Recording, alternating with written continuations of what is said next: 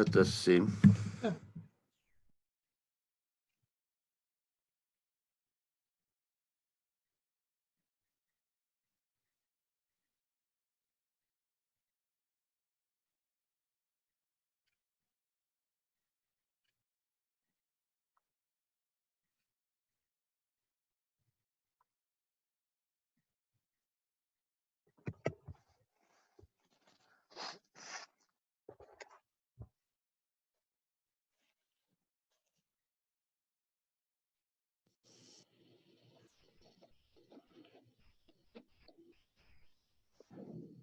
So now I switch to another microphone.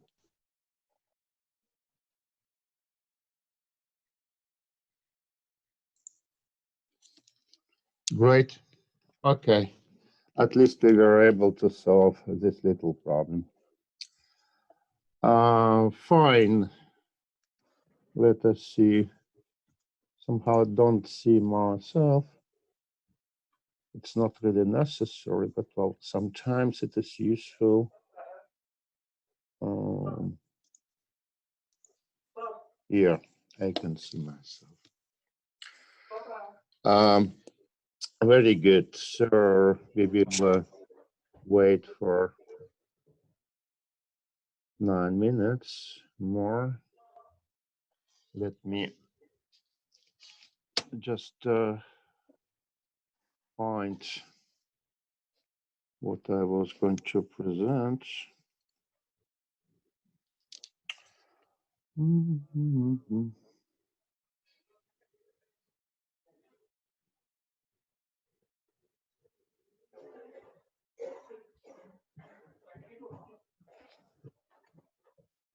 So many windows from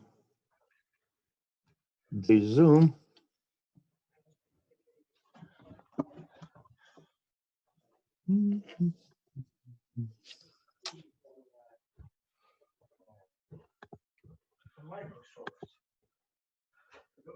Microsoft Teams. Ja.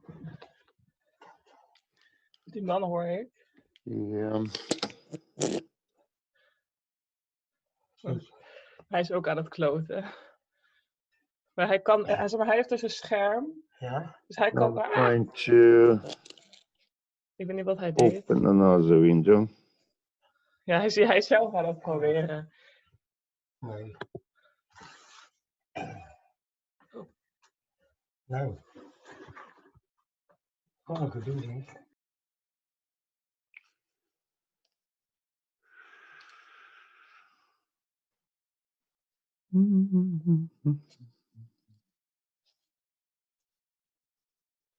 What's that? Yes.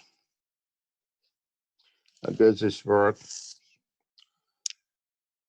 It's a problem we will be dealing with. So it's a problem solving session. And that will be a presentation about superconductivity. There's a double presentation.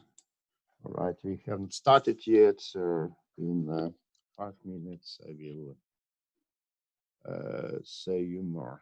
Just to train how can I switch between windows. Now I would like to. I could try to mute everybody just to be sure. But I guess most of you are muted. Anyway, if somebody is not, please mute yourself. All questions, at least for this session, we will try to put into the chat. Let's see, whiteboard.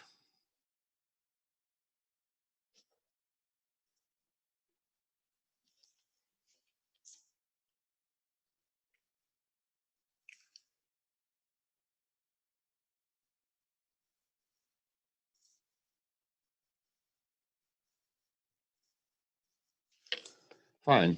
It feels strange not to see you, but well, I see your presence. I feel your presence.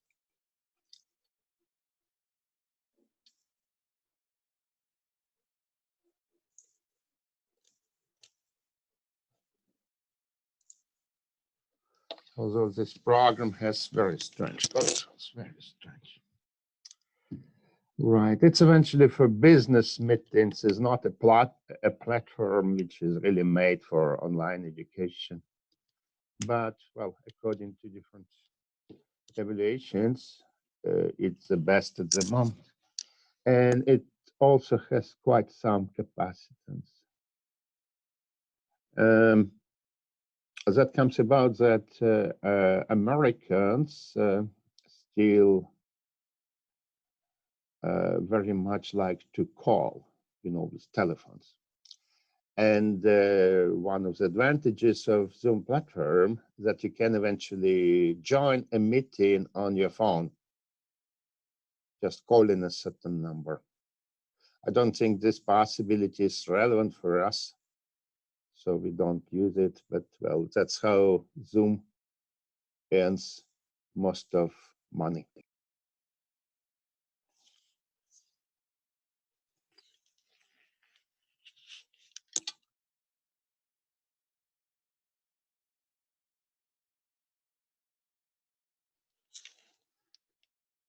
Let's see.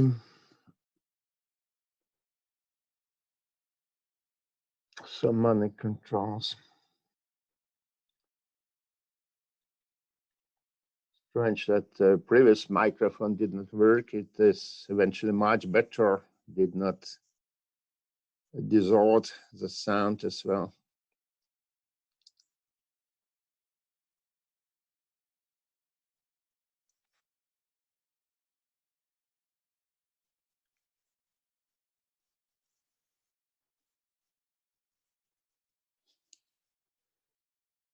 Interesting. I have to look for chat window again.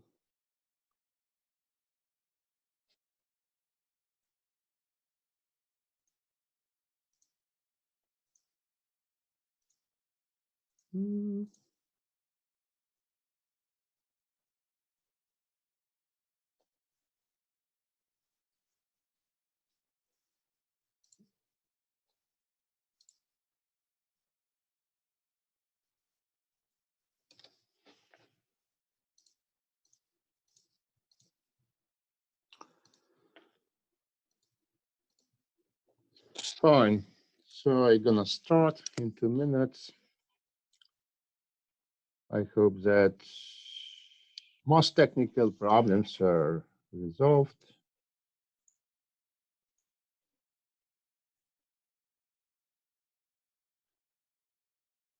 Right. About the presentation groups. So on coming week, 2 rounds of presentations will go, and that we do most likely on Skype. Some reasons of not doing it in Zoom. Well, Skype is usually much more reliable and easy to learn. So today in the afternoon, there will be first 4 presentations.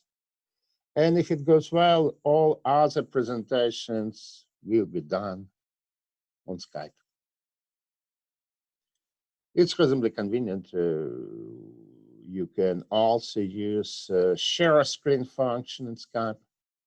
You can show your slides and simultaneously talk. So we will see how does it work practically, and if it goes good, then we do all presentations through Skype. So you should not go to campus, no way. It is so nice, almost nobody in this large building. Sakuras are blooming.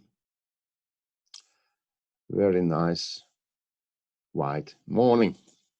But okay, let us start. So it's a problem solving session number 5. That is presentation about superconductivity. There are 2 presentations which are wrote in one. Well, it's not my purpose really to go through each point of the presentation. I will go with the speed we like. and we will see how much can be done. Whether it is relevant to your education, it's mostly technical stuff. It concerns superconductivity. If you are interested in superconductivity, you can get new technical insights. If you're not interested, you still see how creation, annihilation operators work together. What one can do is hands to achieve something, to make practical calculations, right? But anyway, it's experimental. That's why I did not put really important thing. Well, the challenge for us would be to explain homework on Zoom.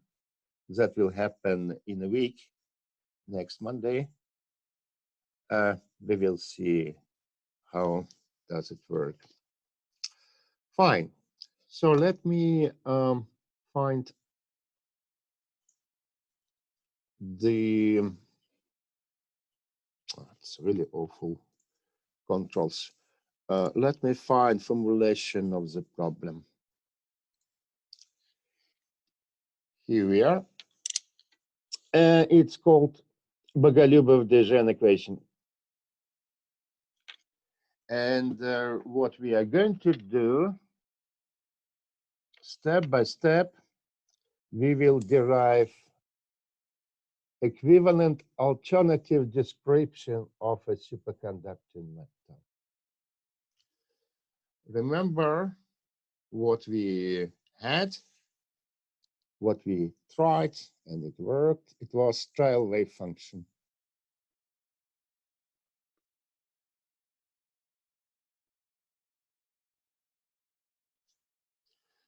Right?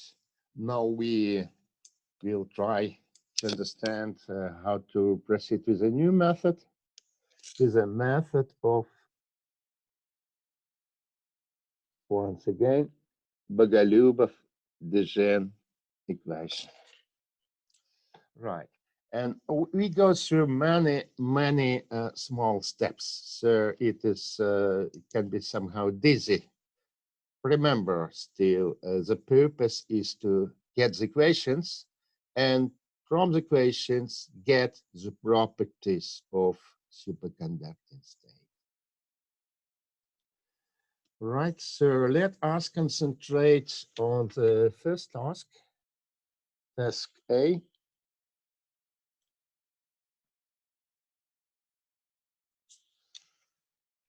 Right, so we will use the equation for total energy of a superconductor we have derived in the lecture. And there will be a strange task. We will show that this energy can be represented as a minimum of something. Minimum with respect to delta. And it's already confusing. Why? Here, delta is a number, while we've been talking about an operator, delta.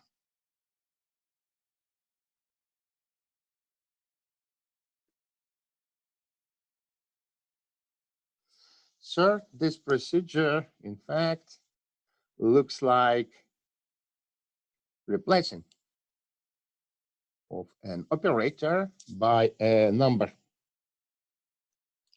We implement it now, but I want to say that this procedure comes frequently in many areas of physics, statistical physics. It's not even related to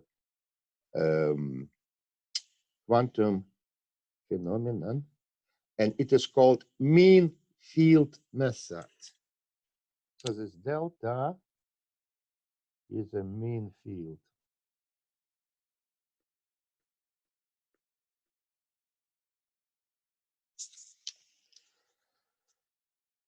Anyway, and after we did that, there is a step forward, a big step forward towards Boголюбов-Dijon equations.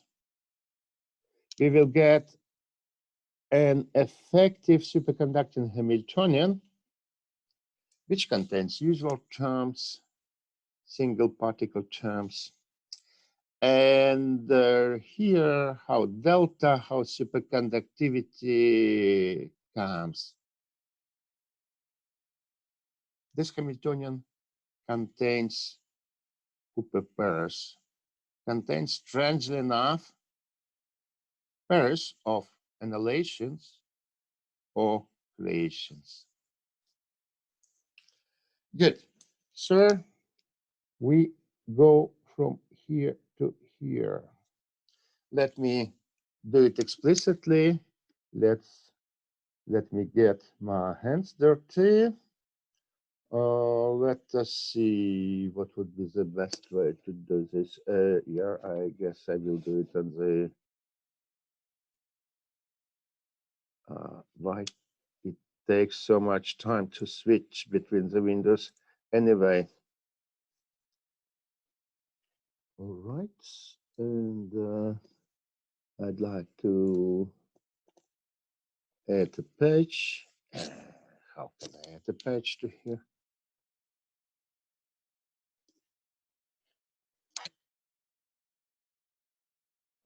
Oh yeah, there is a control of adding a page.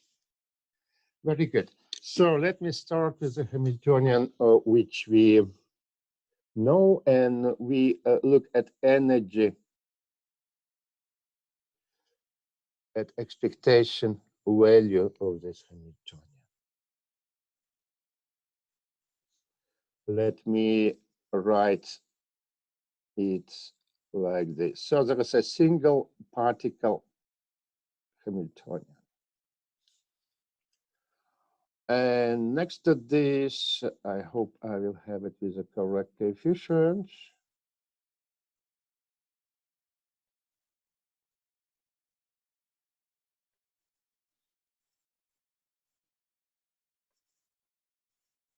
We have interaction. We did several approximations to arrive at this expression for interaction.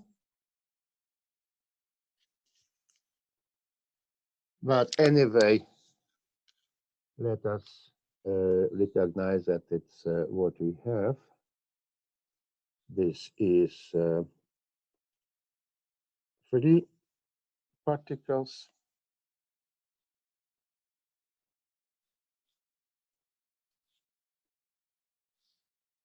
And this is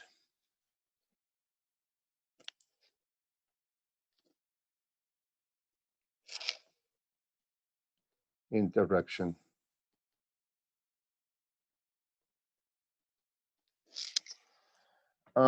Very good. Then we need to prove that certain minimization actually delivers us to us what we want. And let me do it in the following way. I add a term which I will consider to be small. But anyway, the minimum of this term is going to be 0. What for a term do I add?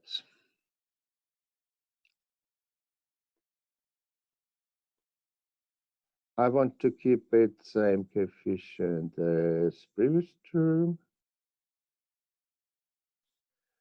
And here I add the following.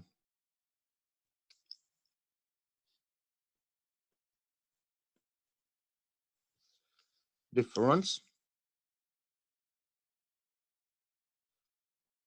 minus conjugated difference.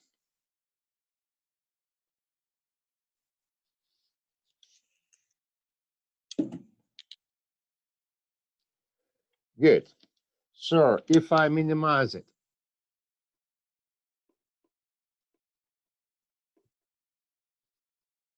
I got, all right, let us try to print the answer in the chat window.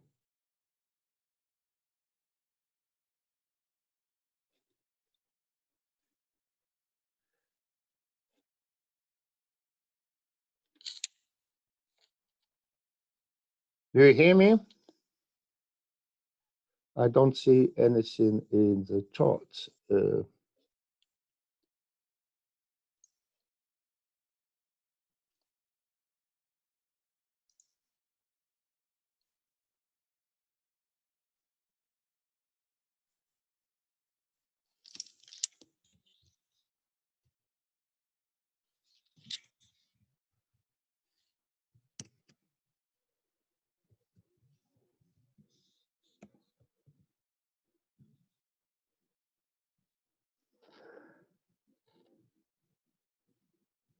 No, this is private. Sorry, that's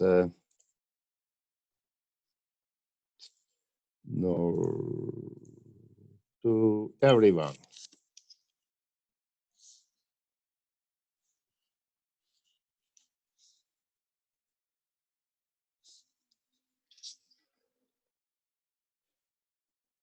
Sure. We have a term.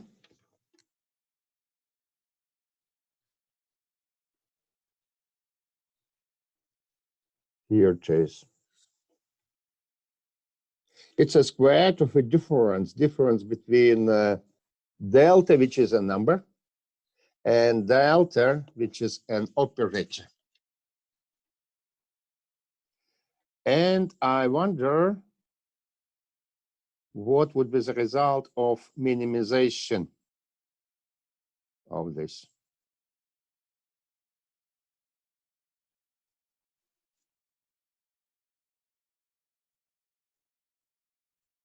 The question was, where does this expression for the energy come from?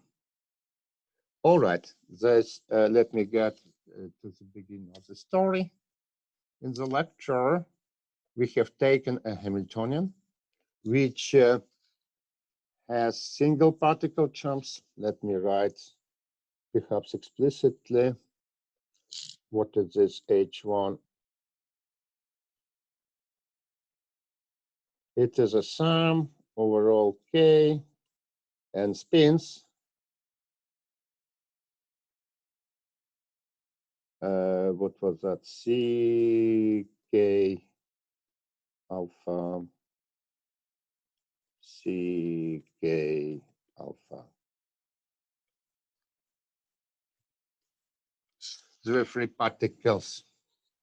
Next to this, we had attractive interaction, and we managed to reduce it to this form. Right?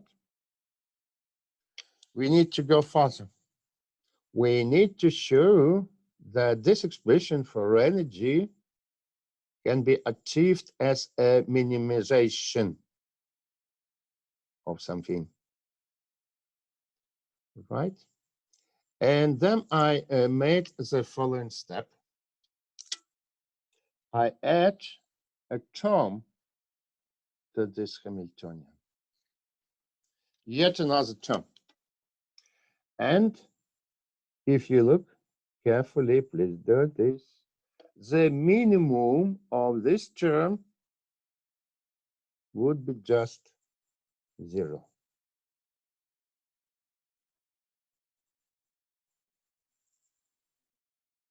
Right? Let me replace this with some numbers, for instance. Capital X and uncapital X. And we take actually modulus squared of this difference. And we minimize it with respect to small x. This minimum will be 0. and kind of optimal value of x will be capital X. Fine.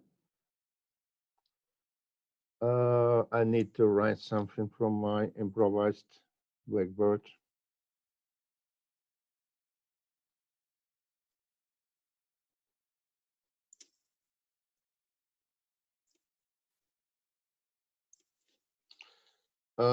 Good. So this is what I added. Yeah, it is under sign of oops. Joe. On the sign of expectation value. Very good. Sir, what I proved?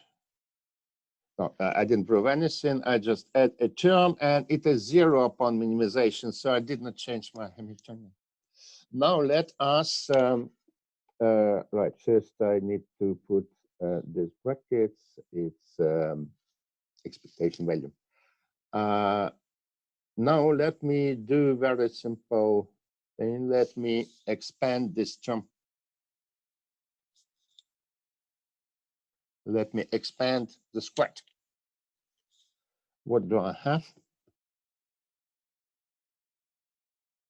Plus. And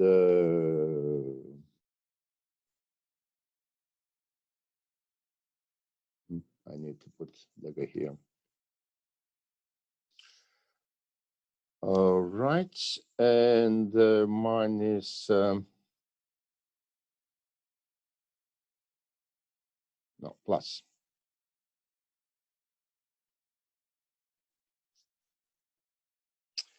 And I have cross terms.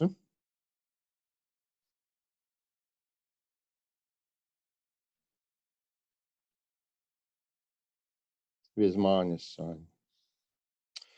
And yeah, another cross term.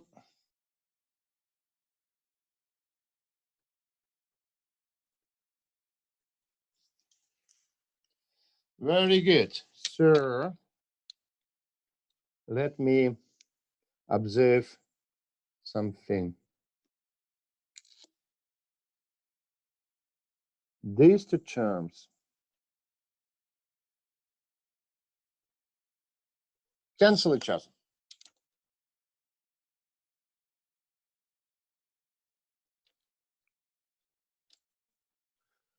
Let me rewrite what I obtain. I need to switch to another transparency.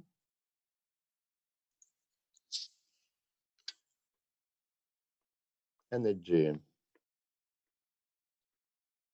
Single particle and interaction I managed to get in the way I promised. It's a minimum with respect to delta and delta modulus squared and minus delta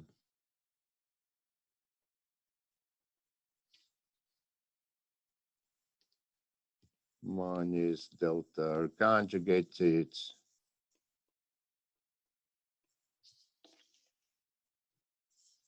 here we are.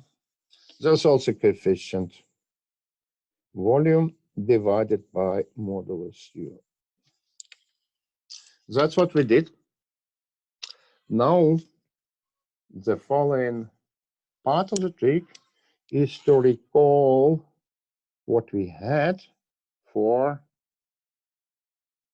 operator delta. We remembered that it consists of Cooper pairs. It is a sum of all possible annihilation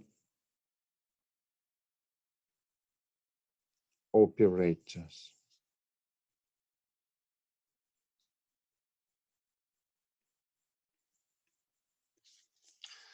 So it's also coefficient, which was in the definition. That was the coefficient. Good. Now we substitute it here. And we understand that energy is expectation value of some operator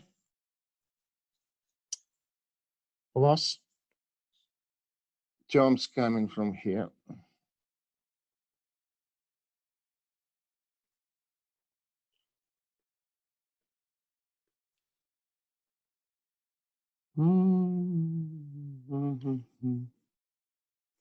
Volume. It's almost indistinguished from U, so I'd better write it like this. Good, that's what we were asked to come to.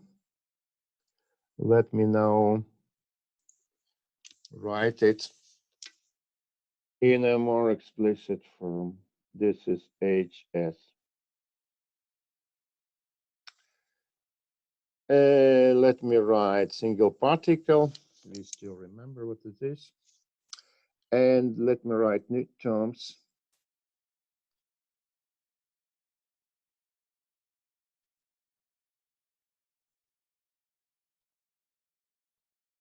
Creation, this is, what is this? This is creation of a Cooper pair. And I also have a complex conjugation term. I had to have it. No, nothing here.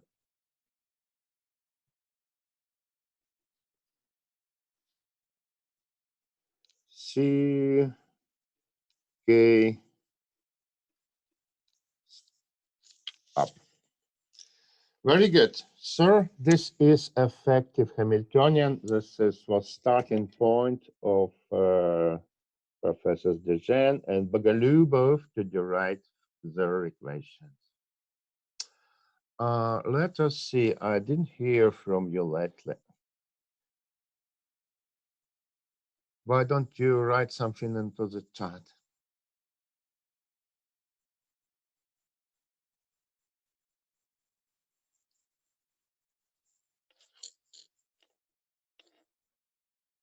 Didn't see anything in my chat window.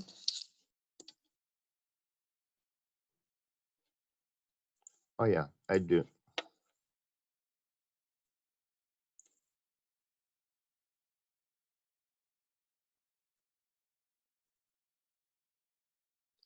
No, unfortunately, I cannot scroll down. It doesn't work this way. I can go through all transparencies which I show. Right, at starting transparency, then we had a task. We have the Hamiltonian. We have added something which appears to be 0, so it was quite safe, which was 0 from very beginning, so it's quite safe procedure. We transform it, and we get to equivalent Hamiltonian. So here delta is number, here's an operator, and the product of these two, expectation value of delta, expectation value of delta vega, it's gone. It is incorporated into a square root of a number. It's handy not to have in the Hamiltonian squares of occupational numbers, squares of pairs of the operators.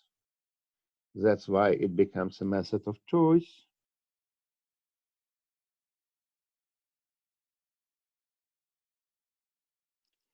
And let me get to the last transparency.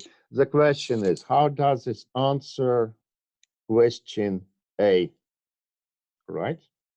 Let me go to question A.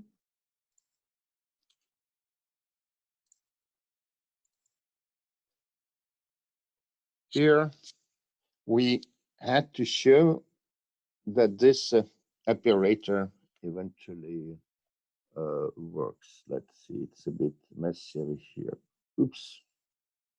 No, that wasn't good.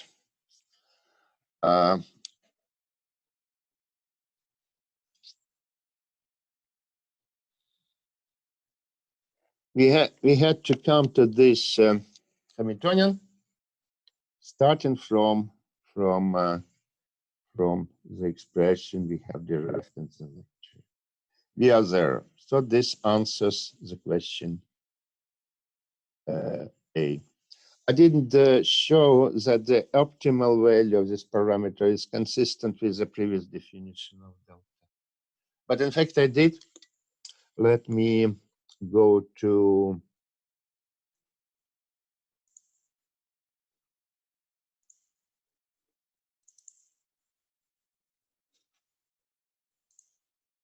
this transparency. When I add here, it is obvious that minimal, optimal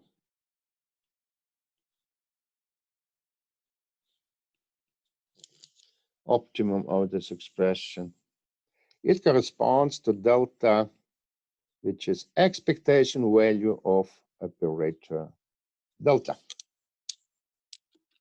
So I'm done with question A. We can look at question B, what we had to do with this. Let us see.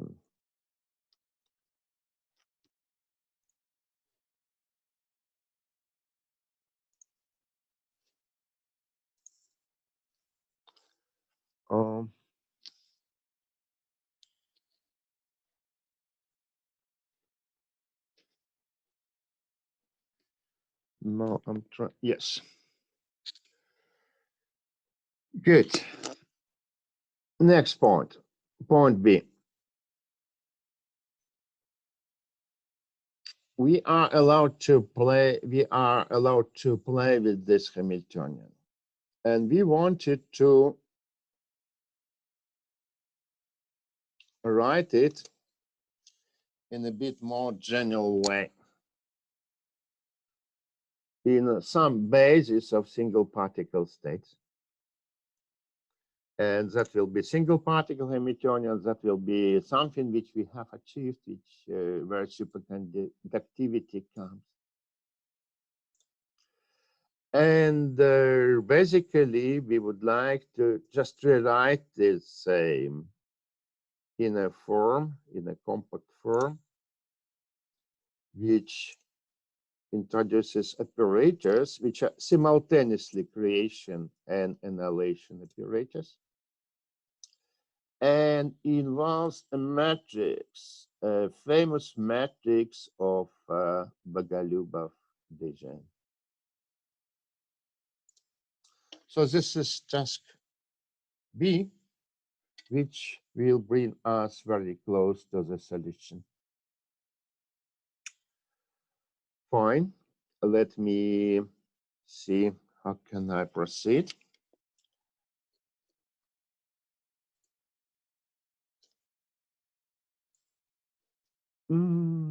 Whiteboard, where's my whiteboard?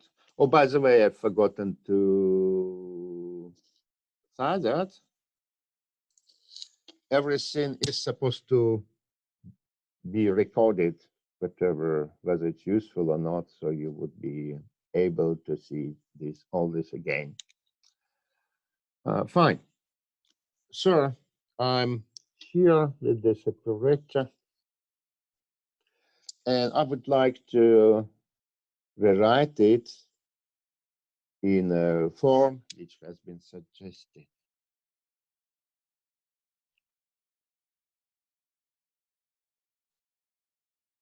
So instead of H1, I'll write sum over N M H and M. Then creation, annihilation. What does it mean? What is the correspondence between K and directional spin? Well, this is just becomes a compound index, which I would call N. So this N simultaneously labels the quantized values of wave vector and spin. Good. So for my particular choice, this is diagonal, but I can consider non-diagonal matrices as well. That gives me a flexibility, which is frequent in quantum mechanics. I can choose these operators to any basis I want. Good. That was a single particle term. Now I want to write equivalent expressions over here. Let us see. It's bad that I don't see chat window somehow. I don't really see any control to invoke chat window. But I think if you type something, it will appear, it will pop up on my screen. Delta. I'm dealing with this term.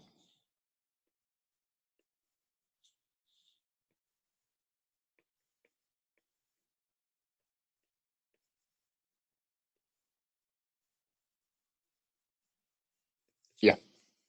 So this is a fundamental difference. This is interest of introducing this operator. Normally, we always have creation and annihilation coming together. Here we have two creations. Okay, this term has to be complex conjugated.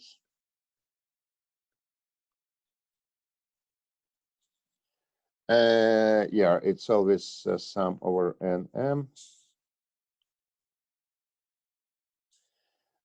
Let's see how do I conjugate it. CM, CN. All right.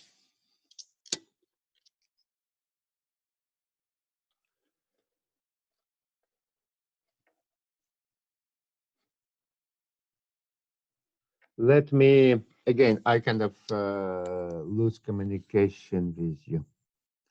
Let us type OK in chat window. Or not OK if you disagree.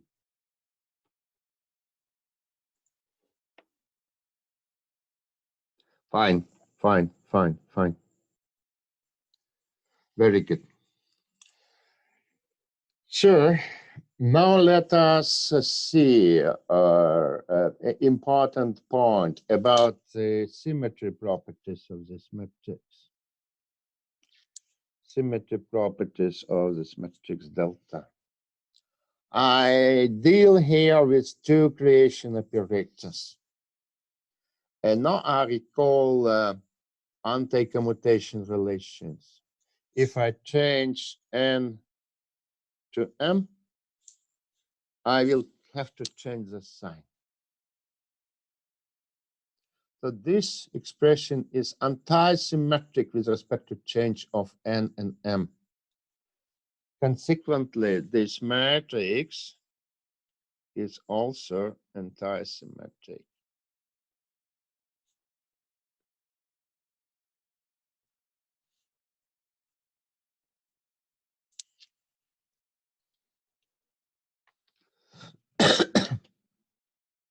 In distinction from this matrix, there are no actual limitations on this matrix. All right. And now I would like to transform this expression into a compact way involving the matrix, Bogolubov-Dijen matrix. I need another page. So let us see. Let me do the following. I will write down the answer first, and then we will see how does it correspond to what I have already shown. The answer. I want to use vectors and matrices.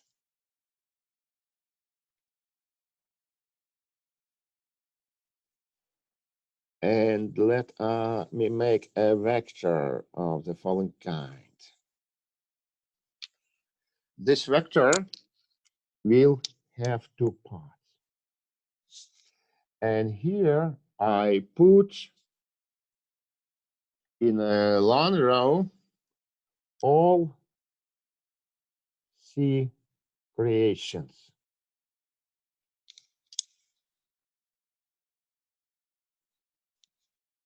And here I put in a long row all C annihilations. Right? So if it were only one level, that would be two-dimensional vector. If there are two levels, two possible numbers of n, that will be four-dimensional vector. And now I put all possible n's in a long row. Yep. Now I would like to put a matrix, and I don't write yet what is there in this matrix. I want to write another vector. Okay, here I have Cn. Here I have C conjugated n.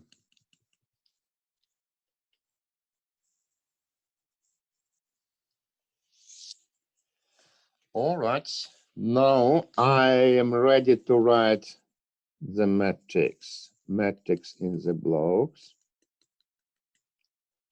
H minus H transposed delta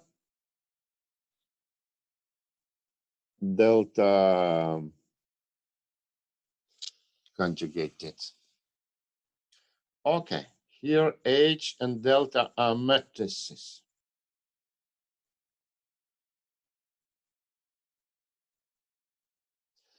The task also says there should be a constant related to this. Let us see. Now I've lost the window.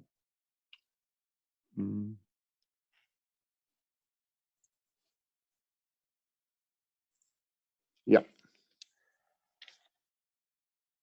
Good. So this is the answer we are aiming at. Let me show that it just corresponds to what we do. We just do vector matrix vector multiplication by blocks. And for this block, we will have 1/2 H and M sum over N M.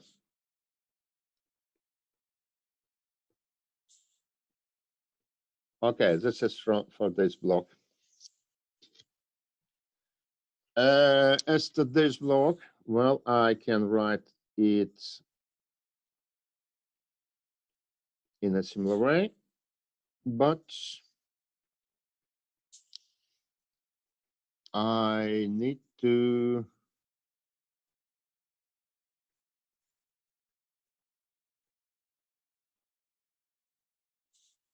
put it like this.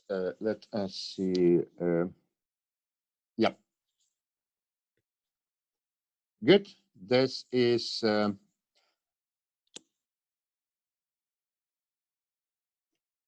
the lecture is recorded. We are working in an arbitrary basis of single particle states.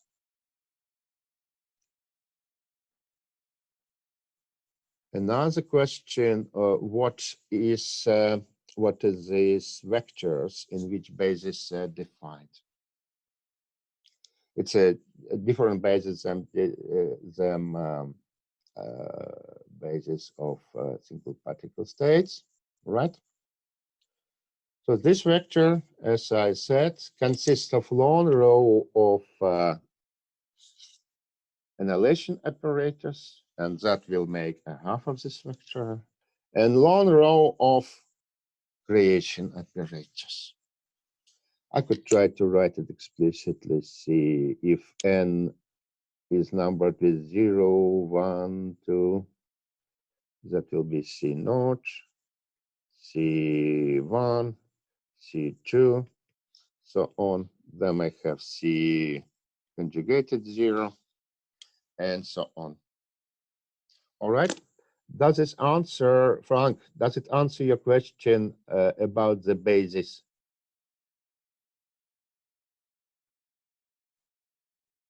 Frank?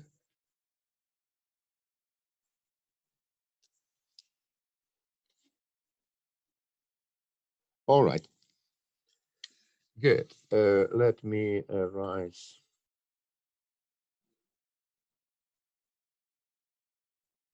This. Sure, I wanna work with this part. I wanna transform it a bit. First, transposition. I just change n to m and m to n, and I will arise the transposition.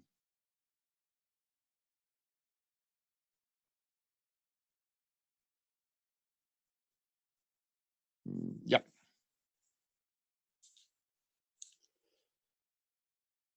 So transposition, just permutation of the indices, that's what I did. Fine. Then I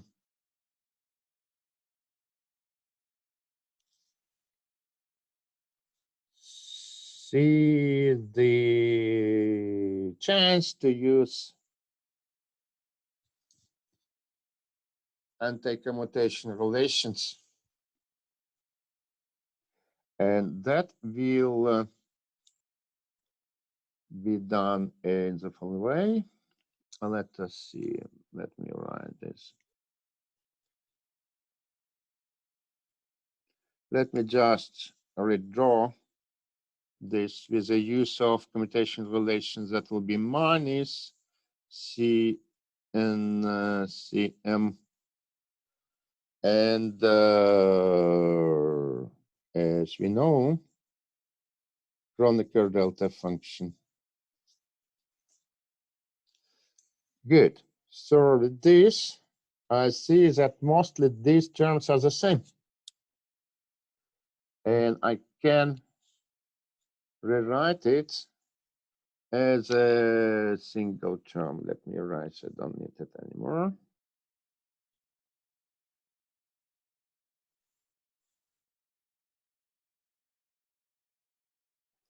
Oh, it's not the best Blackbird. I sure. Fine. Then let us rewrite what we get from these two terms. That's what we know already.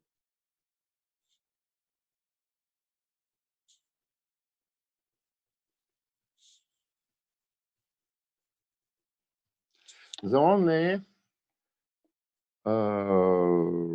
element which we still have missed is a sum over diagonal terms.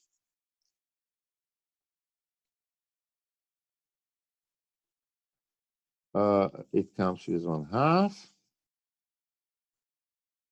and that is just a constant. It's a half of the trace of the Hamiltonian.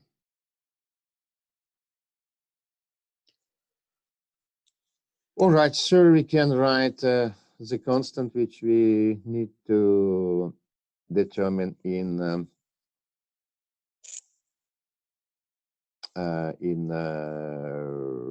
do we call it, in task B. Good.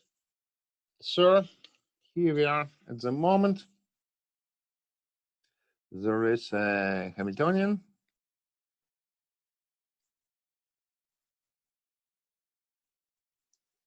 In Bogolyubov-Desjardins form. Fine.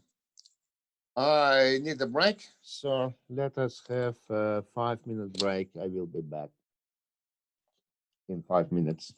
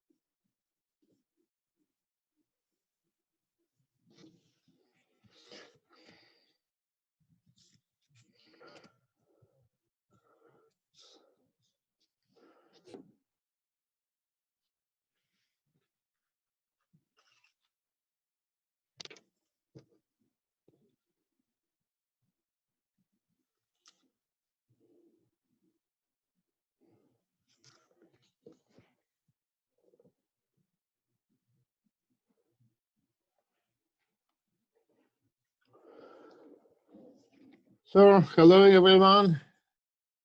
I'm here again.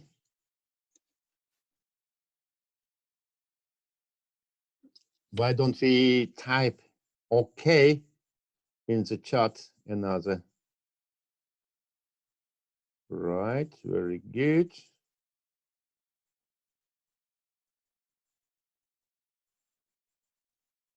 Fine. That's quite many of us. Right, sure. Now I will go on with this Hamiltonian. So let me first write it down better.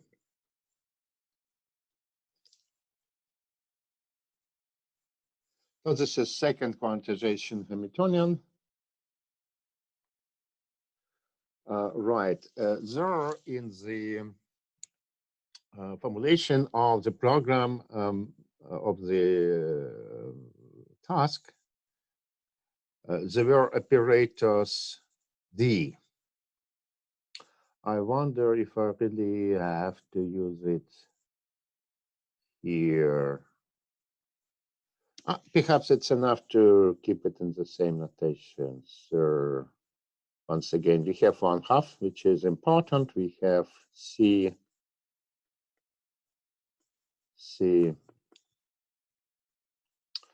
We have another vector, C conjugated.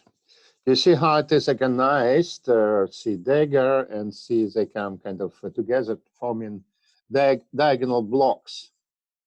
And those are usual single particle operators.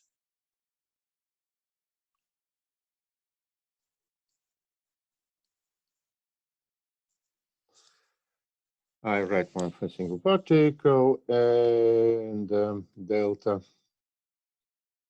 is here and here. Fine. So the idea of Bogolyubov and BdG was to treat it as a matrix.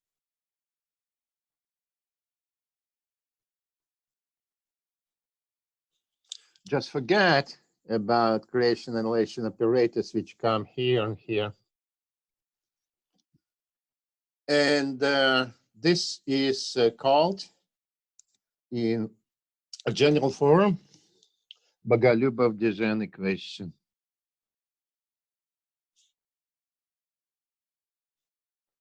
Matrix.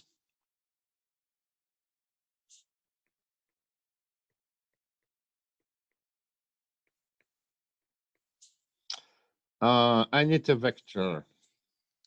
And now vector is a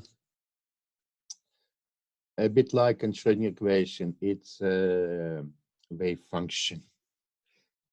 Wave function consists of two blocks. And let me call it at the moment U and V. So each U is a lone vector. It has kind of amplitudes at all possible levels. Right. And this is like Schrödinger equation, eigenvalue problem.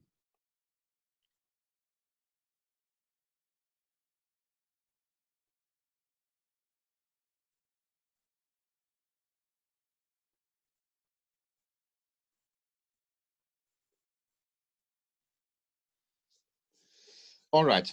This is what is called in general Bogolyubov-BdG equation.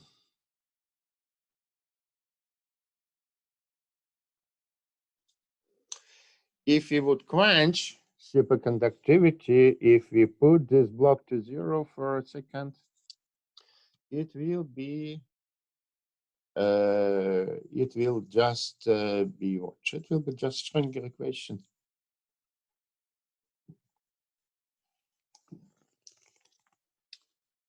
Because it will separate in blocks, right?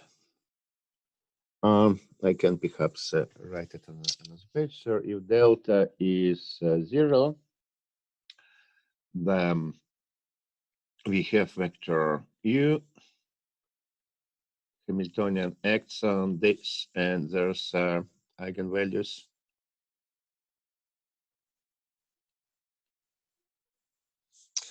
And we have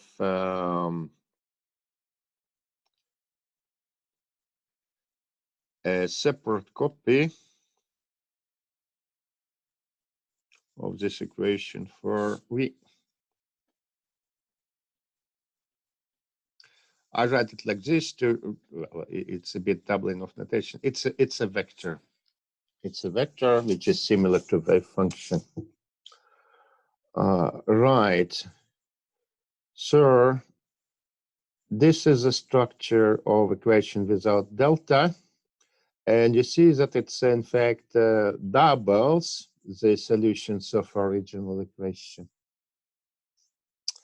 Traditionally, it is called equation for electrons. And indeed, it looks like Schrödinger equation for electrons. And this equation must be this here. It is an equation for holes.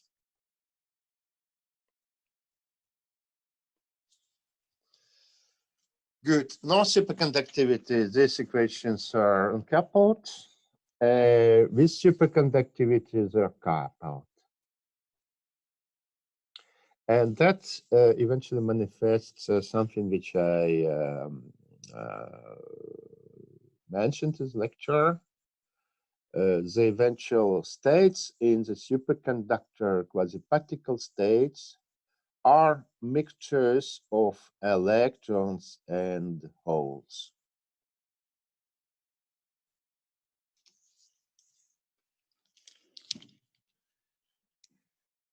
Right. Let me look again at this equation.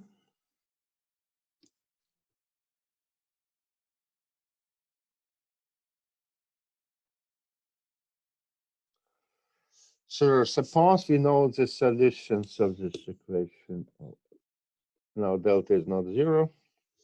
We know the solutions of this equation. We have to generalize it. We find eigenvalues and eigenstates. And right, the problem is that we still have to understand this Hamiltonian in terms of the solutions.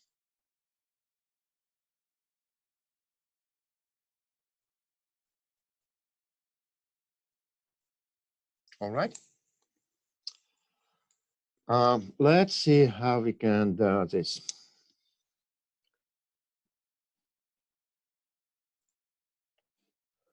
But I don't need it at the moment. I can erase it. It takes me awful time to erase, like in an actual physical blackboard.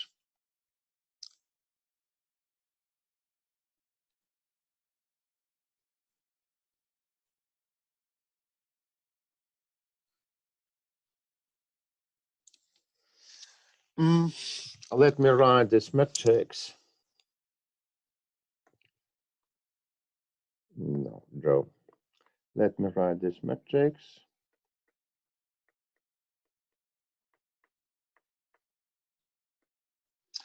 In diagonal representation. As you remember from linear algebra, any matrix can be written in a diagonal representation. And for this, we have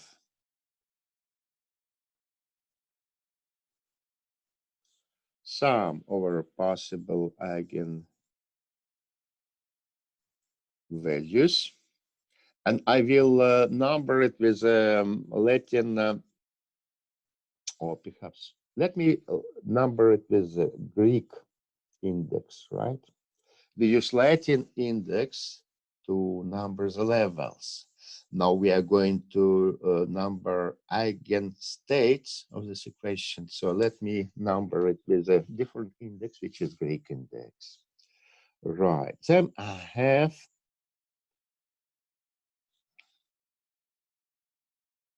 eigenenergies.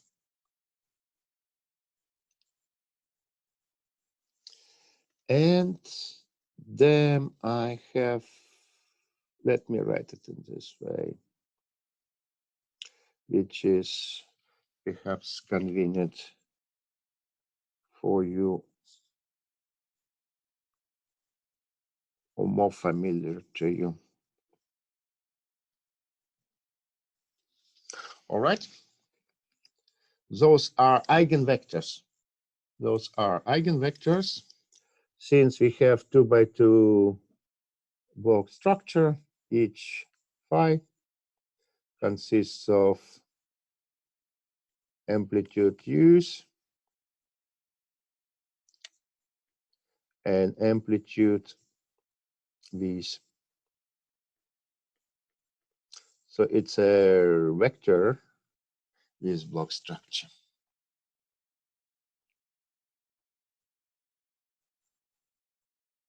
Now let me recall that this matrix in a second quantization Hamiltonian is surrounded with vectors.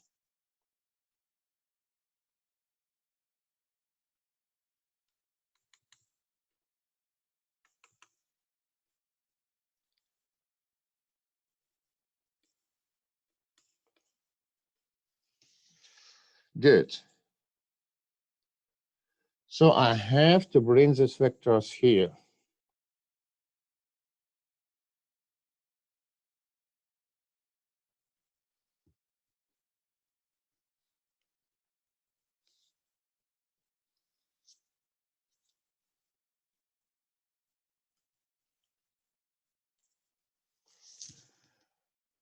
Right. What does it mean? It means that for each value of alpha, I can sum it up, and the result will be an operator which depends on eigenvalue index, and this is made of,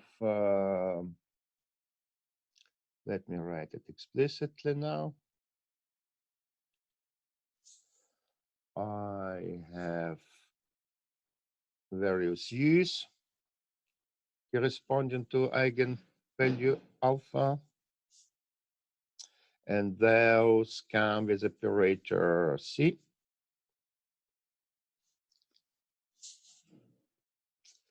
And I have here different v's, and they come with operator C dagger.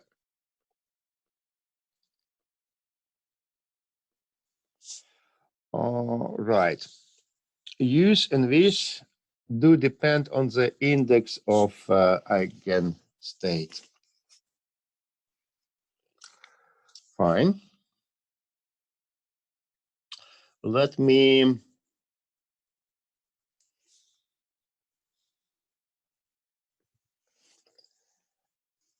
recall that this is very similar to the transformation we did to go from particles to quasi-particles. Right? In superconductor, the operator of quasi-particle annihilation in this case was not just a superposition of electron annihilation operators. It also involves conjugated terms. One can regard it as annihilation of holes, of creation of electrons. In any case, there are C's and C's daggers in this expression. Right. And deviation is rather lengthy, but the answer is here. Let me write it. This Hamiltonian in terms of operators gamma.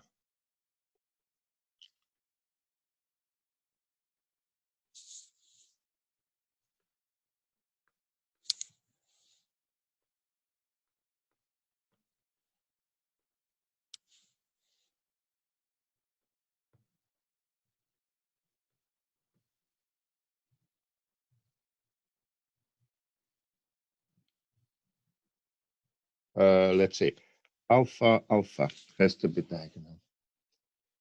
All right, so we start here, we diagonalize the matrix, and with this we can introduce new operators and can rewrite our Hamiltonian in this form.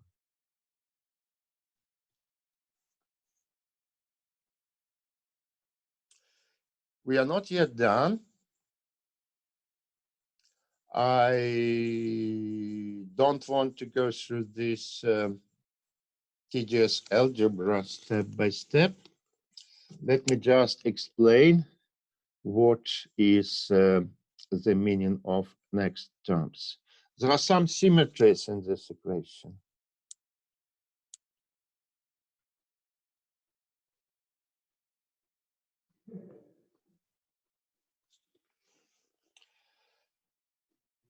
Namely, for each state alpha with positive energy,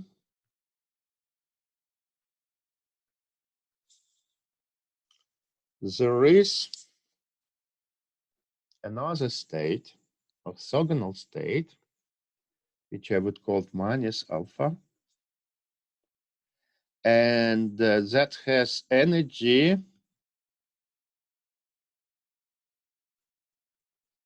which is exactly opposite.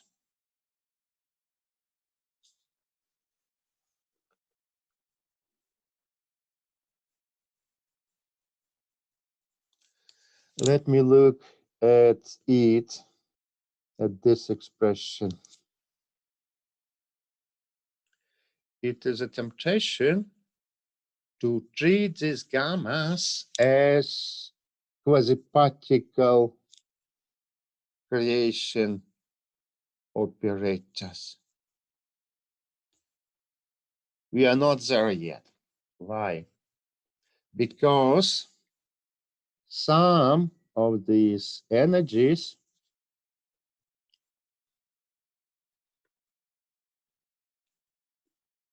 oh, Jesus Christ, I've lost the focus. There are so many windows open in my computer, so I constantly lose the focus. Okay, some of these energies are negative. And that's not good. Why? Because creation of a quasi-particle is always an excitation. There must be positive energy costs associated with this. That's why we need to use the symmetries and to restrict it to positive energies only. Right. Let me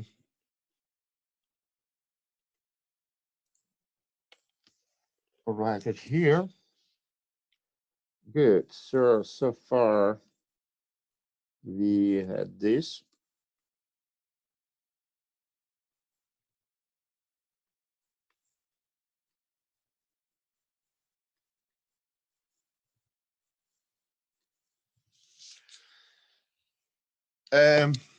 Using symmetries, one can show that energy of minus alpha is minus positive energy, and eventually pre-annihilation operator at alpha and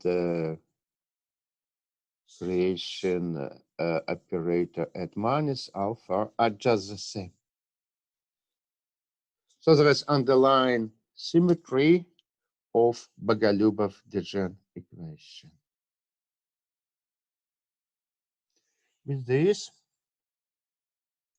we can rewrite the Hamiltonian as follows. We restrict summation only over positive energies.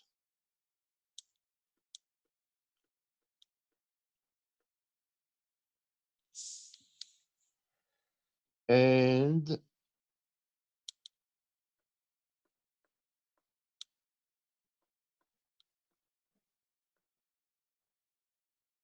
that's what we get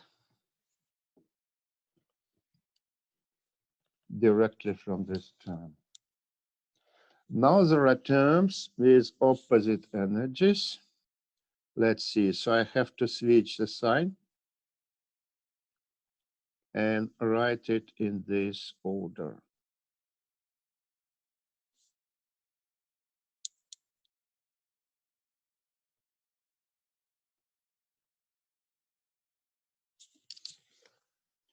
All right. So I just write this formula, separating summations onto positive energies, negative energies. That gives me these two terms. And I use these symmetries. Now there's important trick, which comes from a simple algebra, which again makes use of anti-commutation relations between the separators. So I switch the order of these separators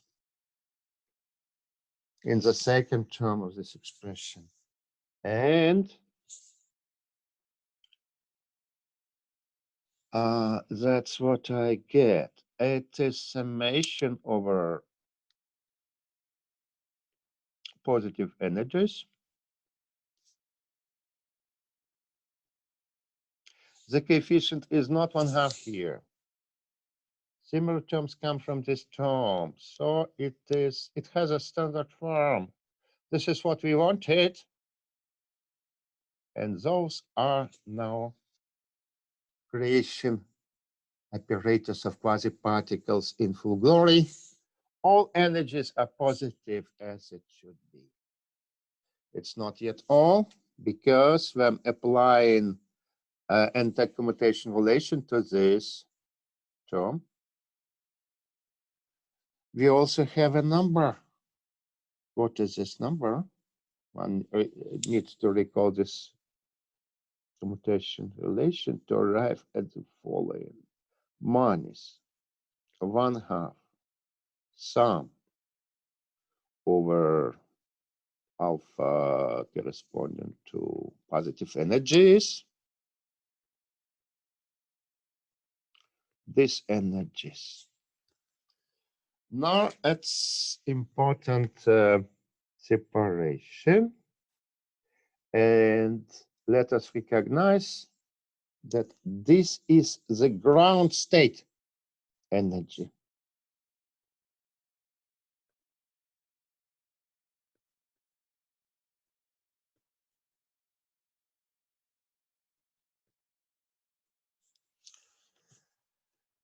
So after this strong run, we managed to express the ground state of the ground state energy of the superconductor in terms of eigen energies of Bogoliubov-Dezhyan equation.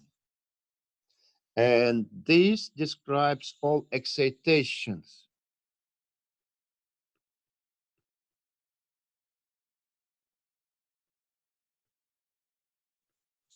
And then in conventional form, you create excitation with energy E alpha. And that, yeah, that is what you get.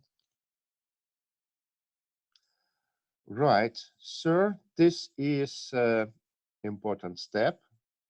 We have accomplished the tasks. There are also points in this task which concern the concrete form of Bogoliubov-Dezhyan equation.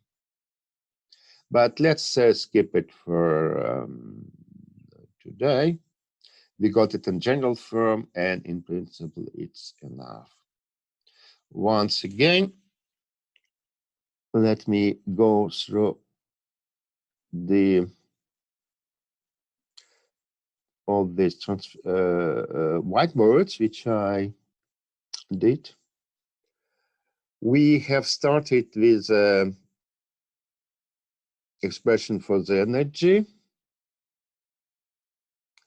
We have transformed it, introducing a number, delta, which satisfies this condition. As I mentioned, in general terms, to make a link to general systems of statistical mechanics, quantum systems, it is called mean field approach. We kind of replace an operator with a number. Good. The resulting Hamiltonian is effective Hamiltonian for superconducting state.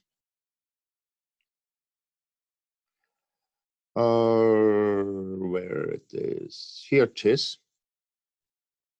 This is for homogeneous state.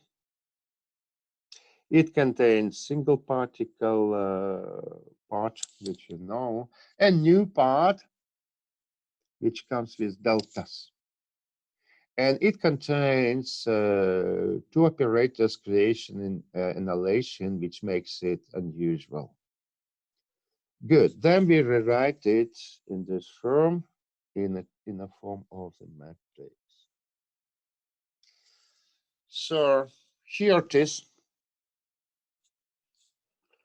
And thereby we have introduced a matrix which has block structure, a matrix of Bogoliubov-de Gennes equation. Next step is to diagonalize this matrix.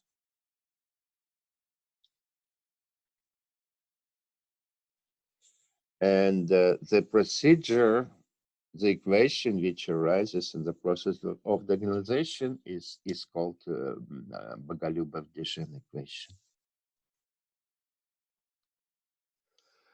Then there is important part. One should show how the solutions of Bogoliubov-de Gennes equation are related to original Hamiltonian. And this is what we got. We understand that positive energy solutions of Bogoliubov-de Gennes equations, they describe excitations. And simultaneously, you got, importantly, ground state energy of the superconductor. Right. Okay. Thereby, we have accomplished this task, this problem. And yeah, I think I can have more time for another exercise, namely how to compute this energy.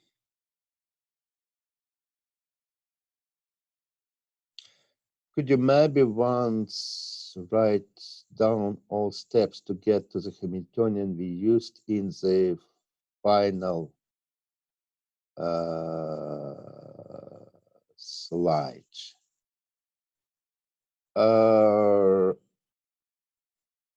They are at my whiteboard. I will also send you my whiteboards. And also all the steps are written in the problem formulation and actually are written in the book. So perhaps at this stage, I will hesitate to repeat it once again.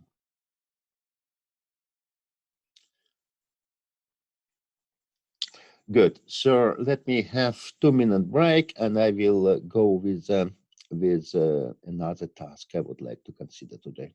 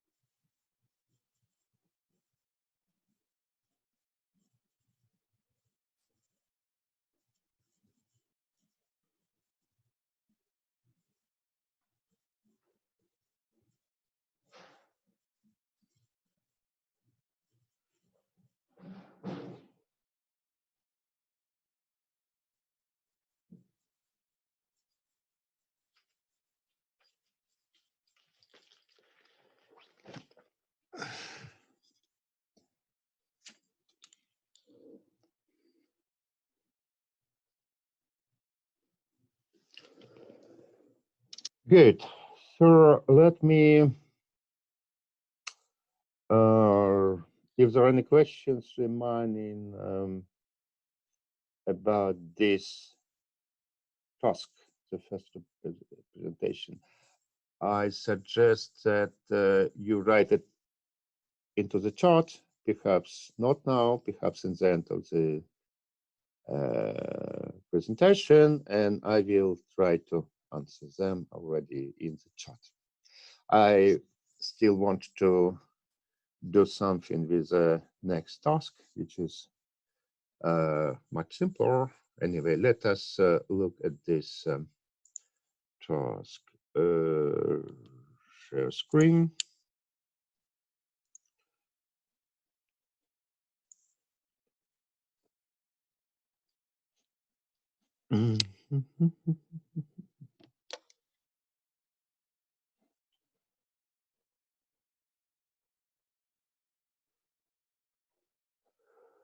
um,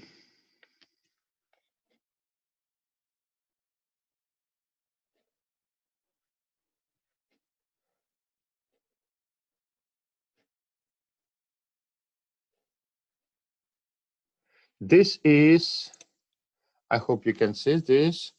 This is about computation of this energy. We've been working with the energy, but we don't, actually, we're trying to minimize it, right? But we did not really compute how much it is. How much does it, how much energy does it have, this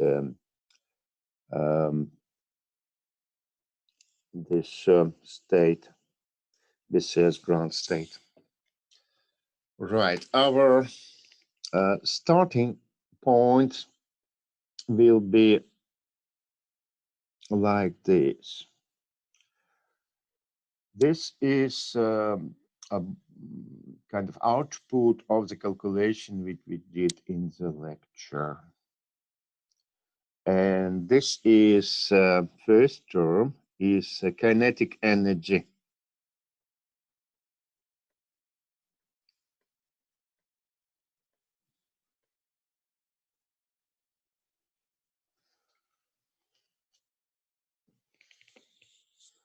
And this is potential energy.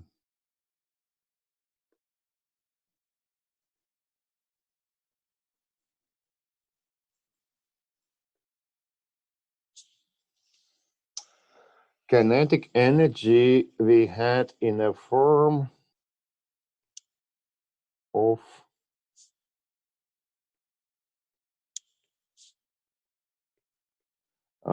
I believe modulus Vk squared.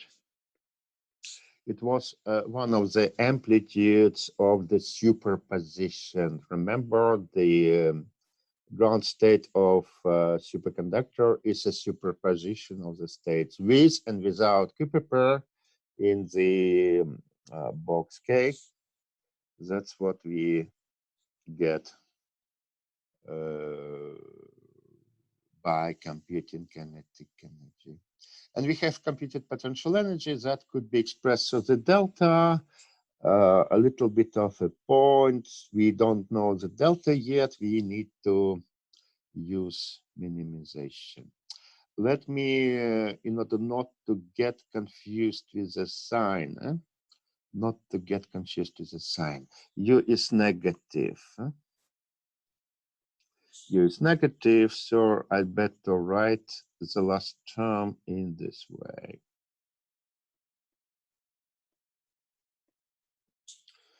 Good. So we just need to compute this. Well, the answer is clear. Let me get to it.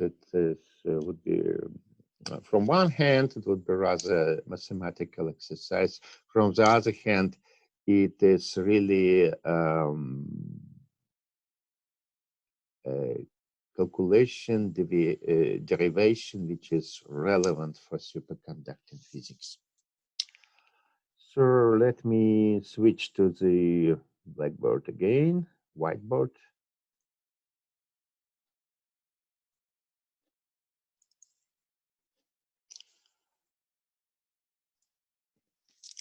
We start with energy, which is a sum over epsilon k. My computer is such that I don't see what I had in previous transparency. Sorry. So if I would make a mistake, please warn me about it immediately.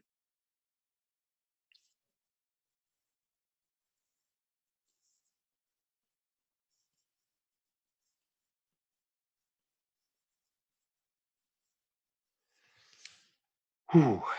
Kinetic energy and potential energy. This is volume divided by interaction delta squared. Fine. Now how do I compute it? I know how to go from sum over k to the integration.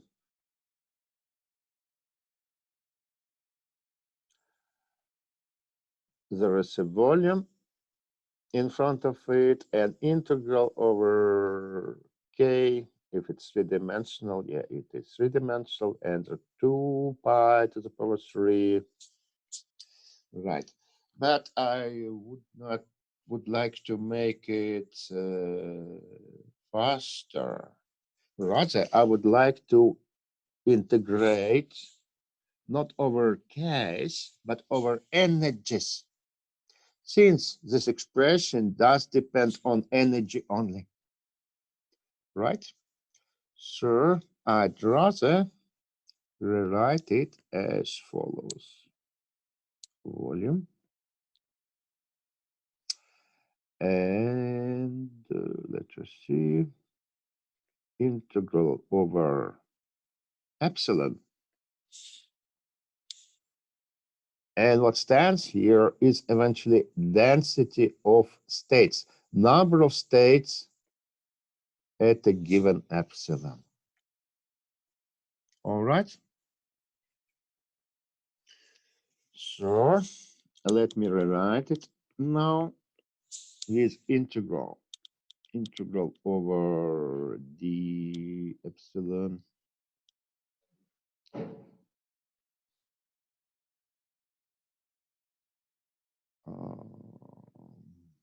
minus epsilon square root epsilon squared plus delta. Just rewrite it. And now instead of summation, I just have integration. So epsilon just becomes a parameter to integrate. I need to keep potential energy as well.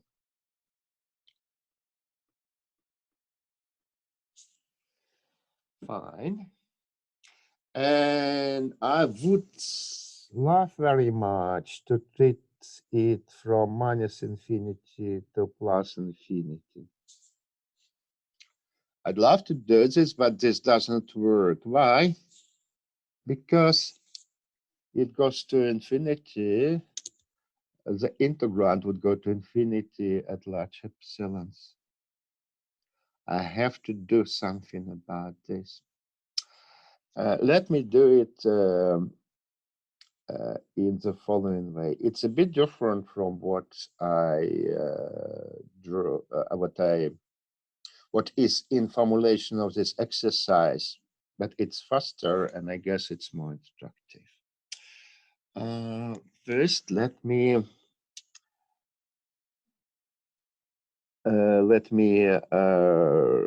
use the fact that this term, first term, if I do this in symmetric limits, just vanishes, right? It's odd function of energy.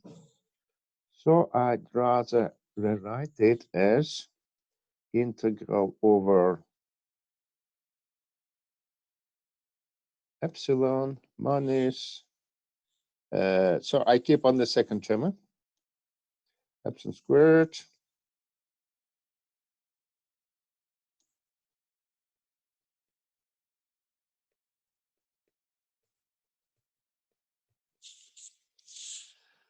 Good. And I will integrate only over positive epsilons.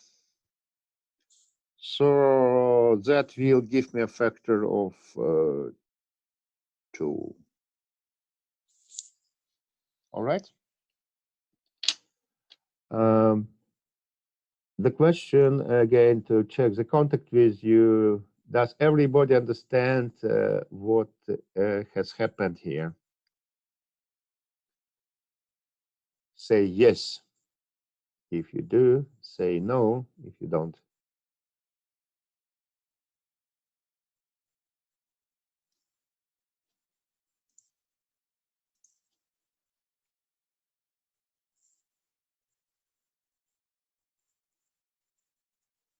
Fine, fine. I don't see any no yet. Right, look, this is still big. Let me plot it, perhaps. Let me make a plot of this integrand versus epsilon.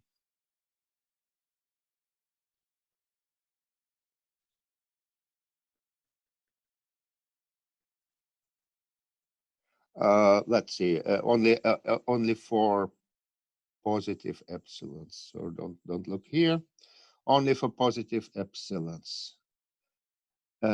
In fact, at large epsilons, it looks almost like straight line. Huh? At large epsilons, I could neglect delta. With delta,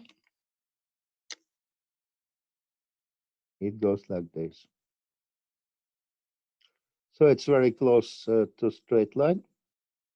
I'm sorry for shaking hands. Have to work with this. So there is a plot. So this is the value for non-interacting Fermi gas, for which delta is 0. Here delta is not 0. Good. Then the idea is to subtract these two energies.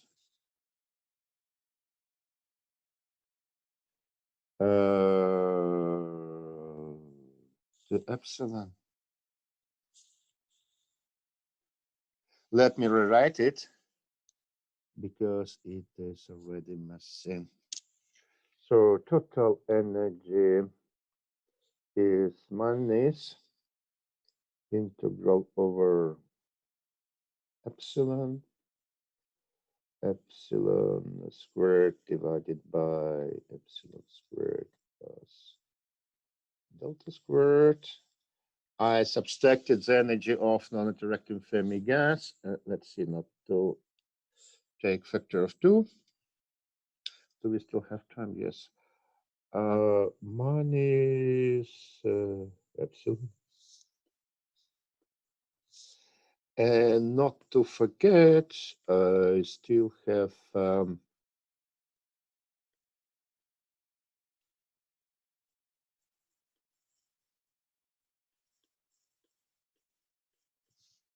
interaction engine. Fine. It is still divergent. What a disappointment.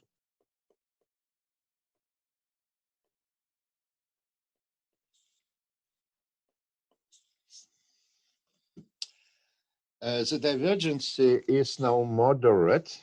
If you expand it at large epsilon,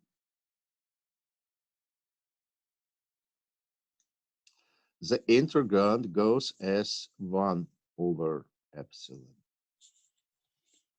But this is still a logarithmic divergency, and we have discussed it. We have discussed it in the lecture. We seem to be stuck. There is a nice trick which allows you to go farther. Namely, delta should provide the minimum of this energy.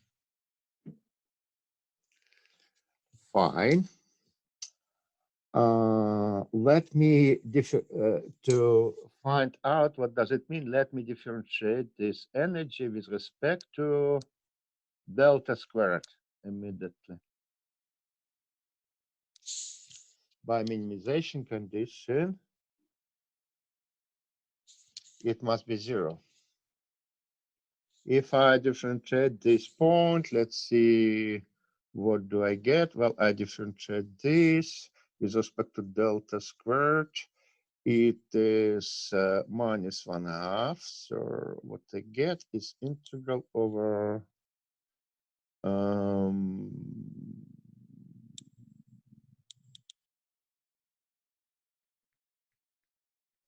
to the power 3.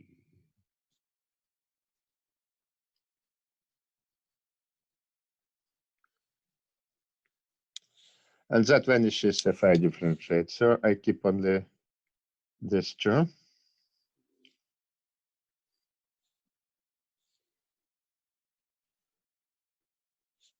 And I still want to differentiate it with respect to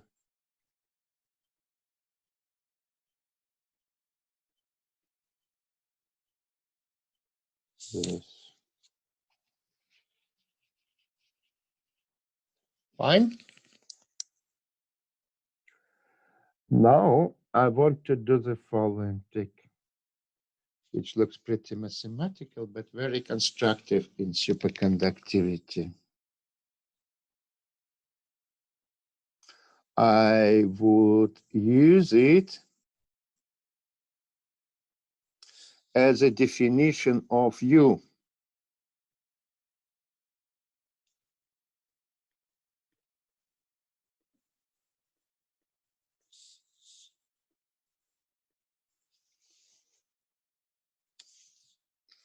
Here we have U.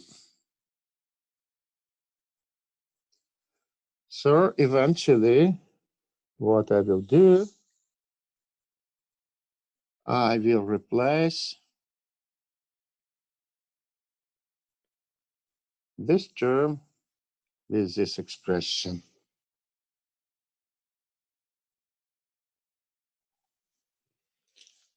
All right. Then I rewrite this energy once again.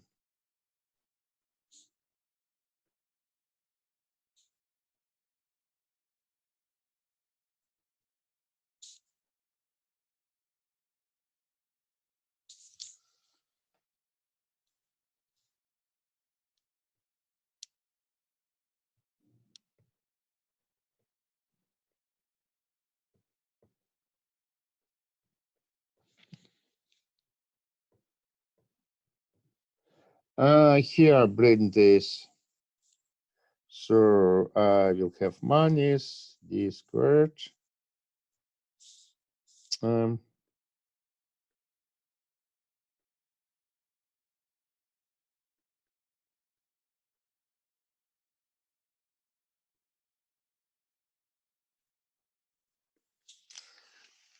this integral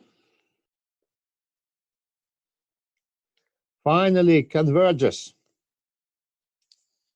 It doesn't have any singularities, any peculiarities, any divergences at large epsilons. One can take it and thereby obtain the answer finally. Okay, you would have to look into integral tables how to take it, but well, that's what I wanted to illustrate with this. Good. So I guess my time is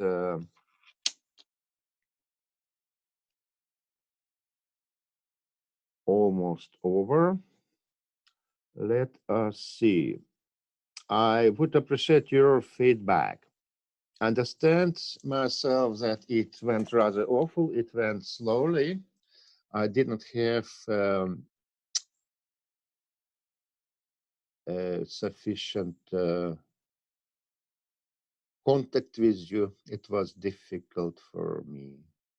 Perhaps the same was for you. I think I would like to make a short survey and put it the bright space, and you can answer in this survey. We can collect the opinions. I will also, hopefully, the recording is stored somewhere. I don't have it yet at my computer. I would have to finish this session before I could see the recording. Fine. I guess I will stop now. Thank you very much for being a part of this experiment. I hope we can quickly adjust it, and the plan is to get most of the lectures, most of the problem sessions in Zoom environment, at least till the next half of the semester. Very good. Thank you so much for your attention.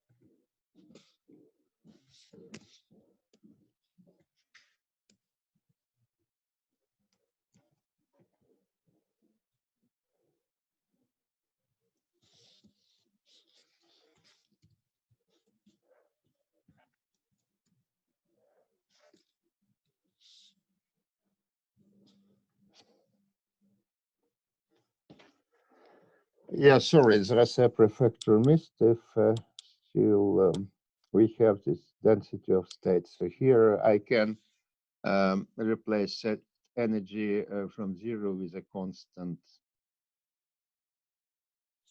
V. Sorry, thank you for reminding to be here.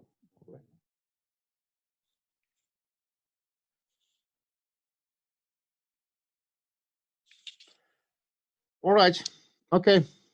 Let me finish the session. I still have to figure out how, but well, perhaps I could. Yes, end meeting. So thank you very much. Bye.